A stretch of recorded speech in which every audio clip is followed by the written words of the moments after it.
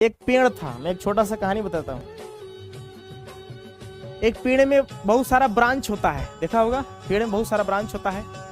जितना भी शाखा था सब सोच रहा था कि हम फलना फर्नीचर बनेंगे, हम फलना फर्नीचर बनेंगे। फर्नीचर समझ रहा है ना, कोई समझ रहा था कि हम सोफा वाला फर्नीचर बनेंगे, दिमाग में सोच रहा था। अब कोई कह रहा था कि हम दीवान पलंग वाला फर्नीचर बनेंगे, कोई सोच रहा था कि हम कुर्सी वाला फर्नीचर बनेंगे। सब अलग अलग सोच रहा था, इन लोगों का सोच यहीं तक सीमित हो गया।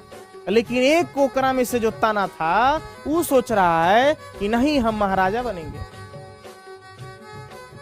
बात को समझना, क्या सोच रहा था? हम राजा बनेंगे, महाराजा बनेंगे।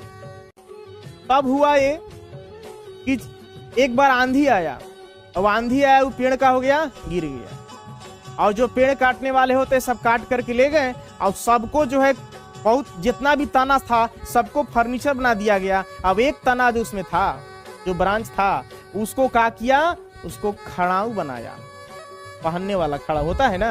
अच्छा, वो खड़ाऊ क्या हुआ? उस खड़ाऊ को दिया गया, राम जी को दिया गया पहनने के लिए। और वो खड़ाऊ जब राम जी पहने तो वही खड़ाऊ पहनकर कहाँ गए? वन में गए।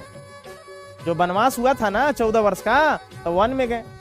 तो जब भरत जाते हैं राम जी को लेने आने के लिए, तब भरत उस खड़ाऊ को लेकर आते हैं। राम जी किसे देते हैं? भरत को देते हैं खड़ाऊ।